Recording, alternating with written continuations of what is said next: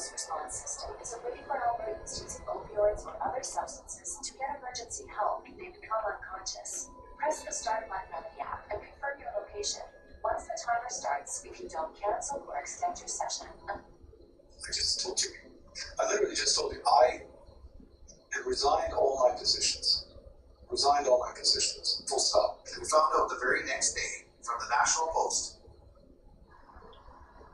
The story would begin at the end of the Tournament of Power. All the warriors, including the deities of the 12th universe, would see Goku as a potential threat, since his thirst for more power was endangering these 12 universes.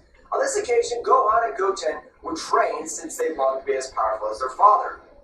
Anyways, this is bad. If Son Goku becomes more powerful and his children resume training, there'll be something stupid and endanger the 12 universes. I like Mr. Goku, but you are correct. If you continue with that behavior, no matter where you go, you'll cause destruction. In that case, we gotta have an emergency meeting. We gotta do something against Son Goku and his family. I have to back all the other gods so as not to face the fury of Xeno-sama. In that case, let's involve the gods. Whis was able to communicate with the angels of the 12 universes. In the matter of minutes, all the gods arrived at the planet of Beerus. Beerus, we have something important to tell us to arrange an emergency meeting. I stopped doing important business. I agree with Kyla. If you have to organize an emergency meeting, you better tell us what's endangering these 12 universes. You're correct. I have to inform you that there is someone endangering these 12 universes, and if we don't do something, everything is going to be destroyed or eliminated by the great Xeno-sama. Better talk once and for all. Leave the mystery for another time. Better steal Son Goku or eliminate him. His power is growing incomprehensibly to the gods like us. Not enough of that, his children have an amazing potential. They resume their training. That means that we have to have a few years. These three will be able to overcome the power of Guardian Angel. That's why you organize this meeting, or am I wrong? So why is this ever a bush? That's why we've been always characterized you as your fight. Even though that we win this tournament of power thanks to Son Goku, I don't want him to put us in this situation. Yeah, but Beerus, you want to be able to steal Son Goku? He has the power of the Ultra Instinct. His kids have the potential to have that too. That'd be more complex. We don't have the access to the Ultra Instinct. He's correct. None of us can get that Ultra Instinct. And they possess the power beyond the gods. I doubt that we'll be able to face the 12 gods together. We gotta do it. It's time. Right now, we're completing planet Earth. On Earth, Goku was focused on training. He would access the imperfect Ultra Instinct and be able to face Broly. Despite having limited power, it was not able to be controlled. He was not able to defeat Goku. Vegeta, on the ground, injured, remembered the word Beerus. Vegeta, it's hard. You gotta accept it. Son Goku's a threat to Universe 7. You've gotta protect your family. No matter how we see it, even though you're saying don't commit stupid things that put the well-being of your family at risk. Damn it, Beerus is right. Although it's hard for Universe 7, we gotta banish him off of Earth. Otherwise, the power of life will see Kakarot and not do anything. Goku would continue training against Broly, would get angered there, and Goku didn't plan to end the battle so quickly because he wanted his body to get used to the charge of the Ultra Instinct. But the explosion of Broly's power, the whole planet of Earth was affected. And in Gohan and Goten, this place would be a whole battle taking place. Wow, I'm not able to feel the divine energy. I didn't know who was fighting, but Dad's able to defeat that warrior. Wow. When I grow up, I'm gonna be like my dad. He can be the most powerful man in 12 universes. I want to be proud of him. I know I can do it. Heck, of course, if they leave, it's not time for you to worry about that yet, since you've got to finish school. Since our mother will get mad at you. Another one that trouble would be over the place. Goku charging his energy in his hands with the intention of leaving Broly out of combat. The attack being a few centimeters from Broly, the Dragon Balls would teleport to the planet in ways since he was a simple baby. Well, apparently he was able to teleport with the help of the Dragon Balls. He's not a bad guy. I hope I can face him again. Goku would approach Vegeta, helping him. However, Vegeta would refuse his help by getting to his feet on his own. Goku was able to say anything. Goku's body would move on his own. As the attack would head towards Goku's heart, that would be deadly. He was attacking treacherously. Better show yourself. Large smoke screen was able to observe the 12 gods of destruction. Better you can't dodge that attack. Because at this moment, want to sue you for eternity. You'll be able to die. If you do, Xenosoft will notice your heart stopping. What's this happening? What type of training? I don't like it. It's the essence that's completely evil. And that program was capable of any my life, but it died. This is not training. We plan to end your life. We can't allow this world to have the power beyond the god of destruction. You, together with your kids, have to seal them all existence. You got kind of like a quickly incarcerate yourself like cocaine, don't mind. They can help the first death matter combat. Despite having great potential, they could release 100% of their power. And their hair would turn to a pink color while the evil essence was released around them. I swear I won't let you lay your hands on my kids. I'm not interested in dying. You have to come to me. You could be brilliant where the cops gets fierce. We'd stop his blow. But the bone in his arm was destroyed and a big scream would be heard. He'll come with a big instead of flying and generating an explosion. The cops gets fierce. If the gods exchange millions of blows, Goku's Tendo lost Ultra Instinct. He could absorb the energy of Ultra Instinct. Goku was able to dodge these blows, and the few that were granted to him would create incredible damage to his mind. The two gods of a combined blow were able to sink to the surface of the planet and destroy everything. Goku would spit out some blood and see Vegeta. Vegeta, help me! I'm sure if we join forces, we can face them. Sorry, Kakarot. It's the best thing that'll happen between you and your kids to die. I'm sure that if we leave them alive, we'll seek revenge. It's not personal. As long as you continue to live on Earth, you will be in constant danger. Vegeta would turn around, leaving the place lost, and tears would fall to the ground. Goku's power would increase in an unreal way, so much so that the entire universe would rumble due to the excess energy. This is amazing. I didn't think of this Goku's power flies, but that was betrayal. Everything being is able to do.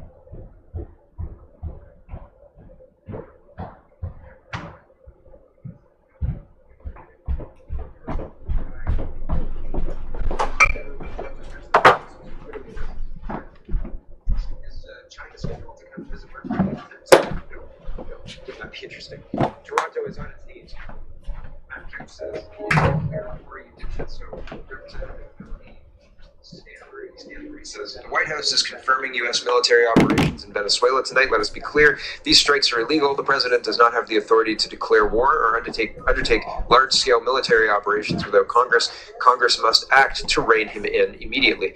And Matt says he didn't declare war. This was a military operation. He's the commander-in-chief of our military. He also has 48 hours to inform you per our laws and constitution.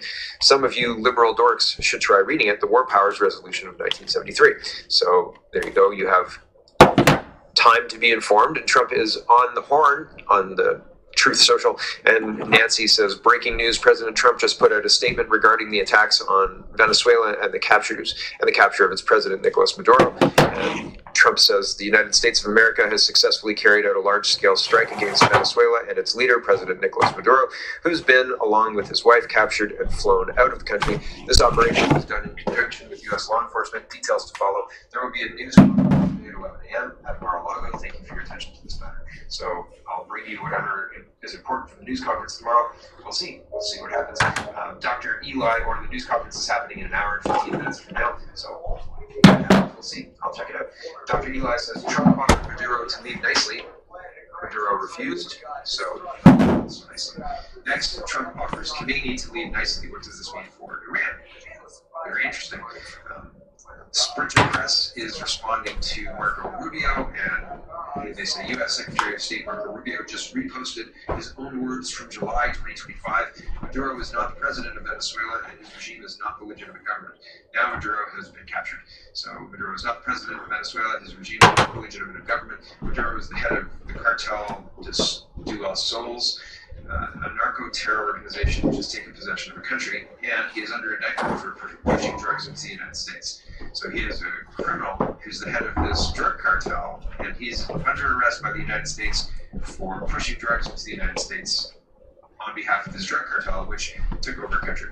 So is that a legitimate reason to do what Trump has done? I don't know. The international players are going to weigh in. A lot of people are going to say no. Some people are going to say yes. It's done now. And so what's next?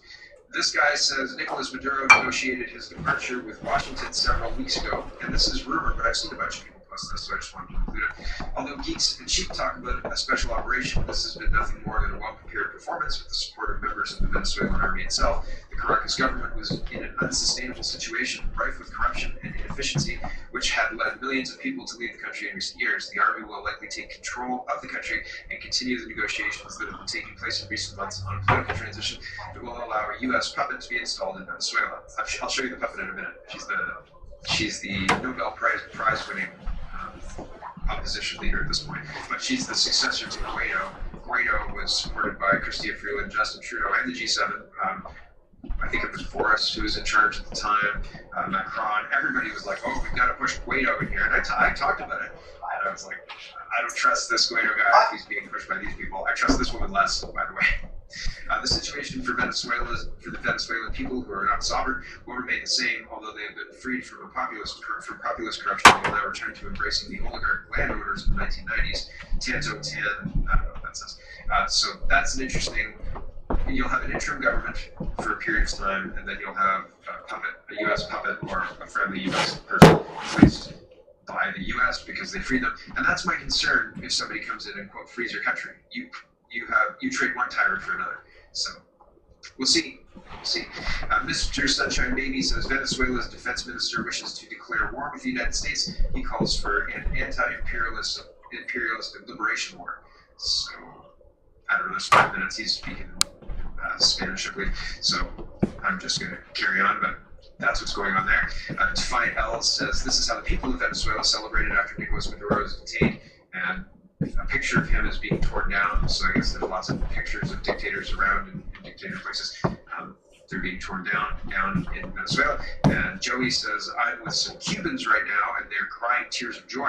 Venezuelans are celebrating all over the globe, too. If anyone thinks this military operation was a bad idea, you have no idea how many votes were just gained for the midterms. Trump is now the absolute hero of the Latin Americans. So there you go. All the people who moved into the southern United States love Trump because he freed their home countries. Abby says Venezuelans celebrate in the streets while commies and woke right losers, woke right doesn't exist, and the fact that he uses it is ridiculous, in the West cry on social media. people like Wyatt Claypool are talking about how Trump can't do this, and it's funny. It's funny. Here is who they're going to parachute into power. Lena says, guess who the opposition leader who they'll put in power? Venezuela opposition leader praises Israel's fight against Iran and Hamas. I'm pretty sure Israel created Hamas and they paid them through Qatar. There's video of Bibi talking about it. Like video, lots of video. Like not just a little bit of video, lots of video. Disclosed TV on a World Economic Forum stage. The new puppet of Venezuela talks about how great Building Back Better is. Nobel Peace Prize winner and opposition leader Maria Corina Machado. We are ready to take over government in Venezuela. So, right? Today's one of those bad Trump stories. I mean, I don't necessarily disagree with taking out Maduro. I do disagree with a regime change where you put in your own puppet. If Maduro was taken out, the government's put it, the military's put in as an interim government, they have a free and open election, and they elect Speedy Gonzalez. Cool, man, cool. And I mean, like whoever, like a Venezuelan dude who is Speedy Gonzalez, of course, is the Looney Tune, but you know, somebody, and he's Mexican, but somebody who is local, somebody who is focused on this, on their own citizens in Venezuela. Sure, if you want to trade. I'm not saying you can't trade your oil. Like, trade your oil with whoever you want. But if they do that, that would have more legitimacy than parachuting in Nobel Prize winning Israeli acolyte. Like, that's the part that bothers me. Not the removal of Maduro, really. Because it did seem like he was a bad guy, right? It seemed like he was a bad guy. I didn't really agree with the removal of Saddam Hussein because it's none of your business. But with Maduro, if he's running a drug cartel that's running drugs into your country using Venezuela as his own piggy bank, like that's your business, right? Iraq wasn't doing that, so like I don't know, man. There's justification here, whether you agree with it or not. I think there is justification here. An argument could be made, and so in one that couldn't be made with Iraq. So it's one of those things where there's going to be people who like it and people who don't. This guy makes a point that, I wish that Trump would focus on arresting Tim Walz, man. What the heck? What?